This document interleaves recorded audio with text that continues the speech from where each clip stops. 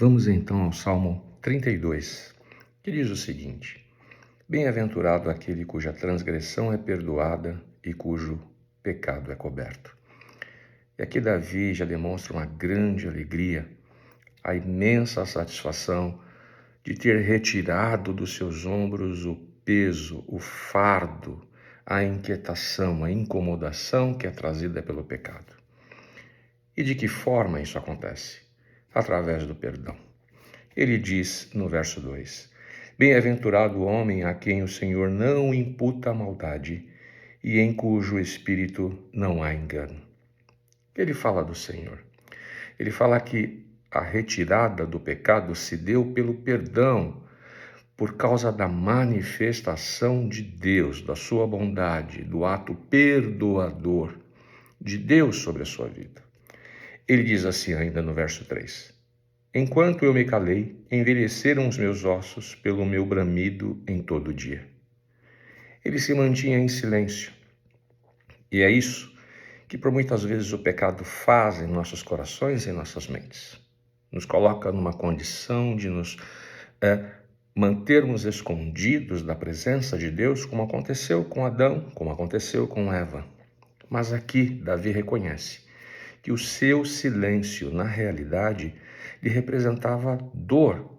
Mas quando ele então se apresenta a Deus e busca em Deus restabelecer a sua relação com ele encontra a bondade de Deus, a predisposição do Senhor, o braço estendido, os ouvidos que estavam inclinados para ouvi-lo, a boa vontade manifestada na graça a ser concedida pelo perdão. Enquanto eu me calei, envelheceram os meus ossos pelo bramido em todo o dia, a consequência do silêncio para com o pecado. Porque de dia e de noite a tua mão pesava sobre mim, o meu humor se tornou em sequidão e estio. Na consciência do homem, a certeza de ter realizado algo que estava desconecto com a vontade, com os planos de Deus, fez com que Davi se sentisse mal-humorado, entristecido, porque o peso do fardo do pecado era demasiadamente grande, difícil de ser suportado e de ser carregado por ele. Logo, o seu humor se entristeceu, a alegria acabou. Se tornou em sequidão e estio, como quem caminha num deserto sem rumo, acalorado pelo sol escaldante, desanimado, desmotivado, sem expectativa. Aparentemente aqui Davi demonstra que realmente conviver com o pecado, andar de mãos dadas com o pecado é um prejuízo enorme para a alma, para os sentimentos humanos, para a expectativa de sucesso na vida. Mas no verso 5 nós encontramos uma grande solução. Ele diz: Confessei-te o meu pecado e a minha maldade não encobri. Dizia eu: confessarei ao Senhor as minhas transgressões. Ele encontra aqui uma solução. Ele viu que o pecado fazia separação entre ele e o seu Deus. Nas suas ações, nas suas escolhas, nas escolhas naturais, ele não conseguia manter uma boa relação com Deus por causa do pecado, das más decisões. As escolhas dirigidas única e exclusivamente pela mente e as intenções humanas fizeram com que ele se distanciasse de Deus. E ele então, caindo em si, diz a si mesmo: confessarei ao Senhor as minhas transgressões. Não vou me calar diante dessa situação. Não vou ficar aqui na amargura do meu dia, quando eu posso buscar a sua presença. Confessarei ao Senhor as minhas transgressões. E a consequência disso foi: e tu perdoaste a maldade do meu pecado.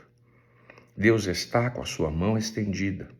Há no coração do Senhor extrema boa vontade para com a vida do homem, para com o ser do homem, para com a pessoa do homem.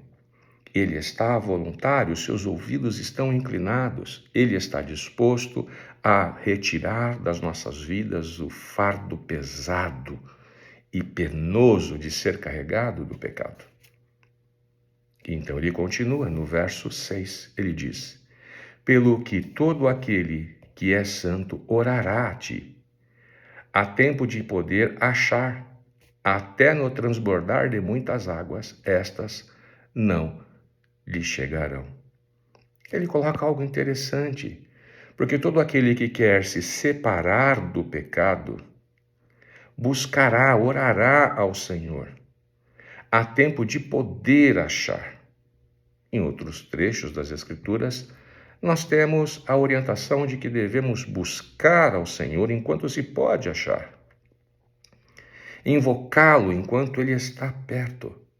E certamente ele ouvirá e virá ao nosso auxílio como aquele que viaja nas asas do vento. E então nos retirará do transbordar de muitas águas. Se necessário for, ele abrirá o mar para que nós possamos atravessar as adversidades da vida. Ou, ainda se necessário, nos fará caminhar por sobre a face das águas e até mesmo saltar muralhas, porque as intenções do Senhor para com a vida do homem é que ele desfrute de paz, de plena paz e tranquilidade. E por isso Davi, olhando para a bondade de Deus, ele diz: não vou me calar diante da minha situação, mas vou procurar conversar com ele e expor as minhas dificuldades. Então, ele afirma no verso 7, tu és o lugar em que me escondo. Tu me preservas da angústia e me cinges de alegres cantos de livramento. Quando ele busca ao Senhor, ele encontrou refúgio, ele encontrou o colo, ele encontrou o ombro, ele encontrou o apoio, porque assim está Deus predisposto para com aquele que o busca, e ele é galardoador daqueles que o buscam. E aqui o presente maravilhoso do Senhor foi oferecer a Davi um esconderijo, um lugar de repouso, um lugar de segurança, em que ele pudesse ser preservado da angústia e mais, pudesse então despertar em seu íntimo alegres cantos de livramento. Uma expressão enorme de alegria, de saltar de alegria. Veja que o homem antes, vivendo no pecado, a experiência de Davi, amargurado pelo pecado, sendo ressequido pelo pecado, agora encontra vida na presença de Deus, escondido do pecado, em Deus. E aqui nós temos no verso 8 uma manifestação do Senhor acerca da vida de Davi. Ele diz: instruir-te-ei e ensinar-te-ei o caminho que deves seguir, guiar-te-ei com os meus olhos. Veja a boa vontade do Senhor para aqueles que o buscam. Se colocar como o professor, como o bom mestre, como o sábio mestre que pode conduzir, que pode orientar, que pode dirigir, que pode estabelecer um percurso seguro, apacentar, guiar com seus olhos, os olhos do Senhor sendo totalmente ali derramados sobre a vida de Davi. O olhar do Senhor estava sobre Davi. Davi se tornou o ponto de observação de Deus e dos cuidados dele para que nesse trilhar ele fosse bem-sucedido e vivesse uma vida em paz e sem o peso do pecado. Então ele diz: instruir-te-ei, Davi, ensinar-te-ei o caminho que deves seguir, guiar-te-ei com os meus olhos, estarei à sua frente, olhando por todas as situações para que você seja bem-sucedido. Mas ele também orienta a Davi. Ele diz no verso 9, não sejais como o cavalo, nem como a mula, que não tem entendimento, cuja boca precisa de cabresto e freio, para que se não se retirem de ti.